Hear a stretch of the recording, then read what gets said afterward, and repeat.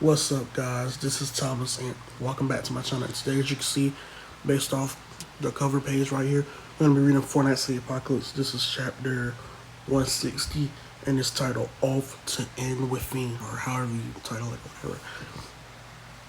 And as I said in my community post, which I did delete, which was just letting you know when I was going to make this video, and as I also said in the fairy tale video at the end of it that I made, you know, I said that I did see the leaks for, this chapter. I see the leaks for pretty much every chapter of Fortnite City Apocalypse. Except ones that I may miss by chance. But I do see the leaks for each one. And my reactions are still pretty much 100% true and 100% the way they are. Because even when you see leaks, you don't see the dialogue, so you don't know what's really going on. And you don't see like every page, or at least, at this week with leaks, we didn't see like every single page of, the leaks. So I'm going to be seeing every single page now with the translation, with the official chapter being out. I am going to be able to see every single page, and you still get my 100% reaction. So without further ado, let's do this. So we open the chapter out right here. We see the ship that they're on. Wow, funny to think of Blaine's father doing that. It's not the image of King Arthur I had, no. Yeah, you are sure right. So, where are you taking us this time? We leave in 1 hour. Quit yapping and follow me. So, they're pretty much shocked how they're pretty much shocked by what they learned of Arthur. Obviously, I'm assuming Percival told them what you found out about Arthur. I'm also assuming you're shocked by the fact that Gwen's father didn't get them in trouble or whatever. And obviously, you got Gwen telling them to stop yapping and to follow them and to follow her. She says, once this ship leaves, we'll be over in we fiend, or however you say it. I cannot pronounce that shit. But she says, we'll be over in there in a blink of an eye. In the meantime, we gotta wrap up what we can here.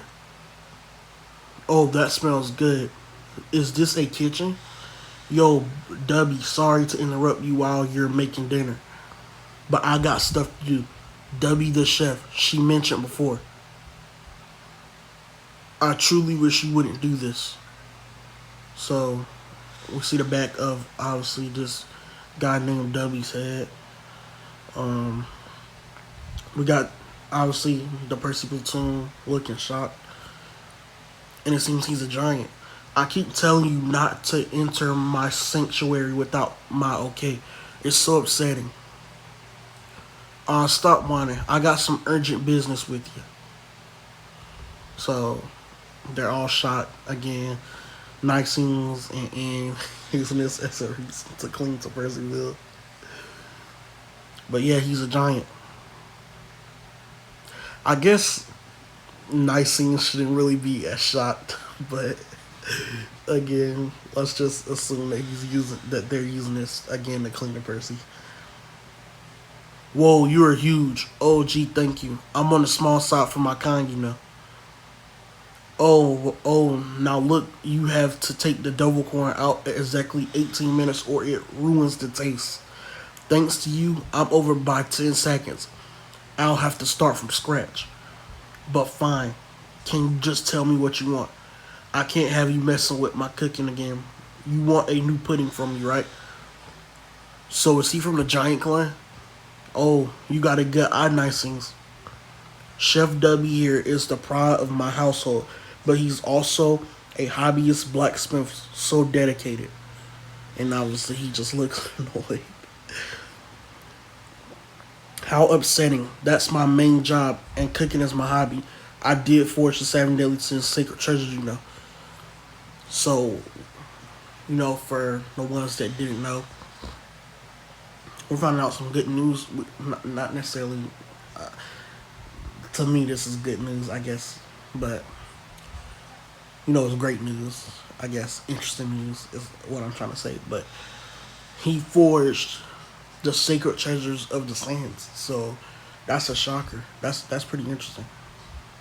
So we see Gwen. She says, "What? Wait, so huh? No way. You are such a great chef, and it's just a hobby to you. That's not the point. Didn't you hear that bombshell he just blurted out? Sorry, what? Who boy? Look, this is the man. This is the man who made the coffin of eternal darkness, the thing that ended the war 3,000 years ago. You are looking at Dubs, the legendary craftsman. So he also made the coffin of eternal darkness. Wow.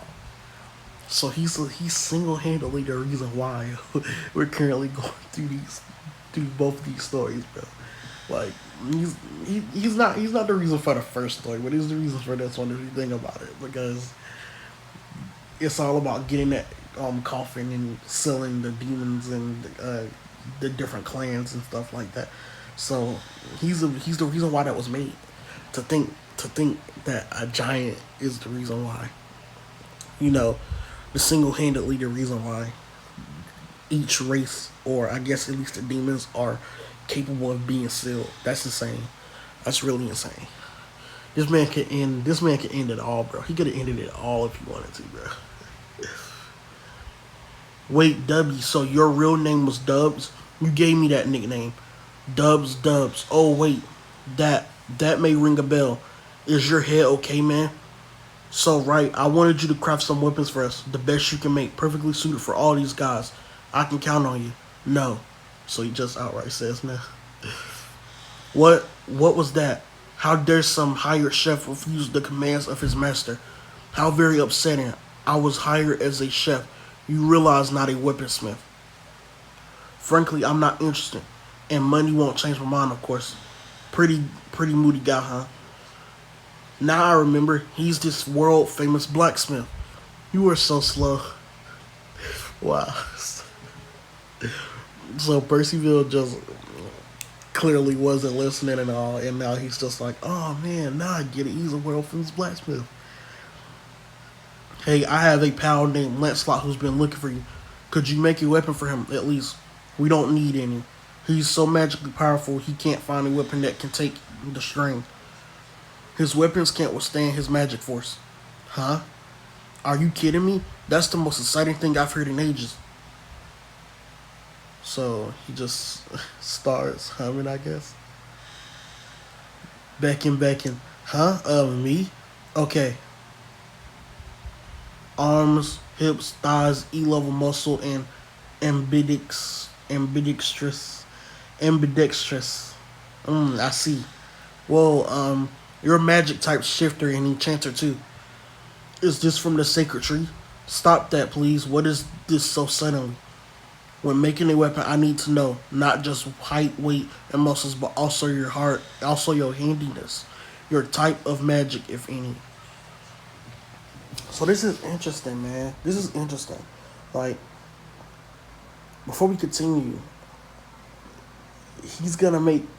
I'm assuming he's gonna make them all weapons, but like he's really interested in making Lancelot a weapon.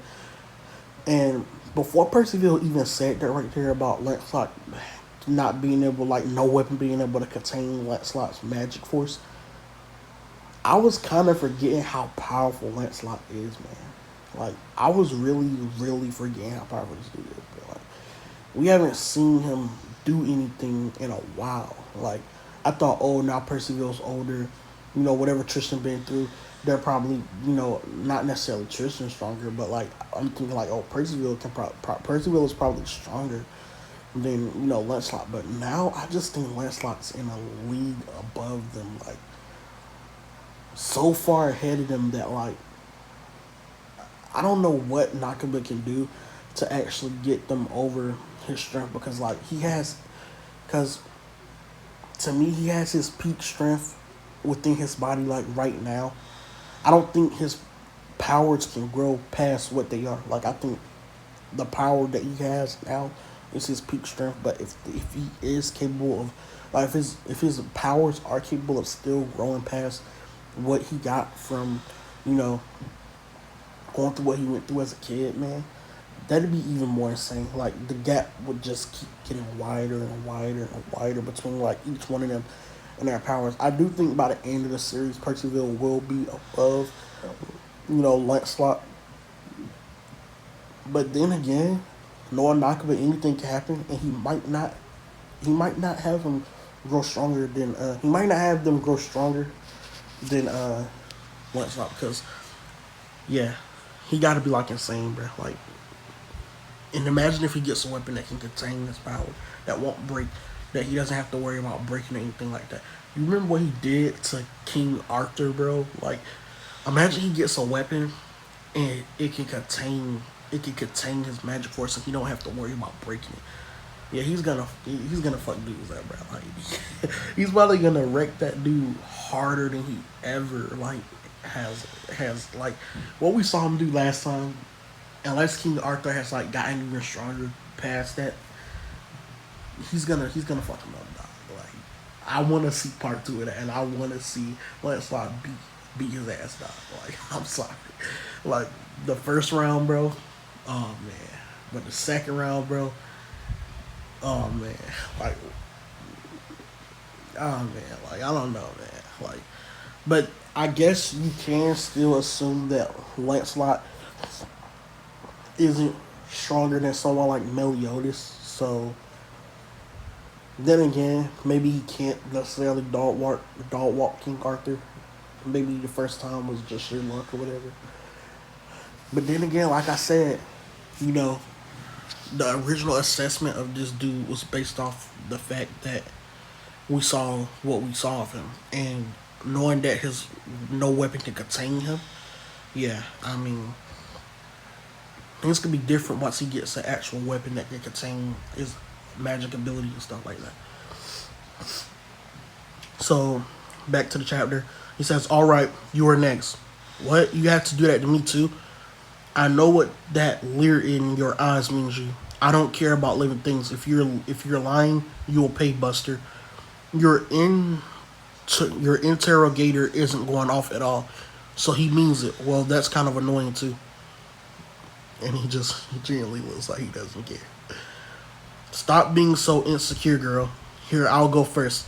After you take a bath. Oh, he's telling Donnie he stinks. Bro, he's just cooking them, dog. Like, he's not saving any words for these guys, bro. You aren't attractive. You're smelly. You're not interesting. Like, bro, come on, dog. Your attention, please. We have finalized our route to the cauldron of Enwifing. That voice, Grandma. We depart in 10 seconds. We expect turbulence, so grab onto something solid. Wait, so that Gollum, I mean your grandmother is piloting the ship. Oh, this much is a piece of cake for her. She taught me all of my magic, you know. Wow. Seriously? So she taught Gwen every single piece of magic she knows. That's interesting. Maybe there's something about that grandma that we don't know. You know what I'm saying? So, oh, okay, so new page. We see someone running a hole. I can hide in there. See something. Okay. So we see something fall behind them. Okay, we know who this is right here. We know who this is right here. And then the mysterious person slashes it. Alright. Puts the swords back. We see that one sword, dog. We see that one sword. So again, we know who this is, bro. So they say Tantris. Wait, what? Tantris. Obviously, you reverse the letters. It's supposed to say Tristian, but they're calling them Tantris. There are sweeper beasts lurking all over here. I keep telling you it's dangerous to go out alone. I'm sorry, Tantris. I wanted to pick some flowers for you. Look at how dirty you are now. I never want you to sully your soft hands for me. Never, Isolde. My love. Oh yeah, she's seen things. She's for sure seen things. Yeah, Isolde's seen things, dog. I don't get it though. Like, why is she calling him Tantris? Like, one of them gotta be seeing things. Either Isolde is seeing things or Tristian is seeing things, and like he just has her calling him like Tantris so he can like tell her and actually Isolde apart. I have no idea, man. But oh shit. But as you can see right here, this looks like him. I guess. Um, let's see. Let me try to go back. So, if I had to say who looks the most different between the two, I'm definitely gonna say it's Isolde. Obviously, by the hairstyle and everything, by the fact that she's calling him Tantras, that's weird. But then you got Tristian right here, or whatever, or Tantras, whoever this dude is, and he has the sword with him. Which, if it's the real sword and not a fake created by Camelot, then again, you know, that gotta be the real him. I guess he looked less different. He just looks older. If I'm being honest, you know. And another thing that I saw people call out during leaks was that uh, with Isolde and Tristan, she's like what the same height as him right here.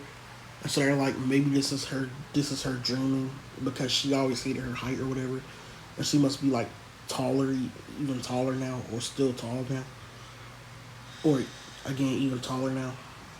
And she's like probably dreaming, and Tristan's probably not really there. That could be the case, and maybe she's calling him, and I'll just add on my little thing, but again, maybe she's calling him Tantra to like tell him apart from like the real Tristan or whatever. I have no idea, man. But this is interesting. Um, I can't wait for the next chapter. Uh, looks like they're all gonna get special weapons made.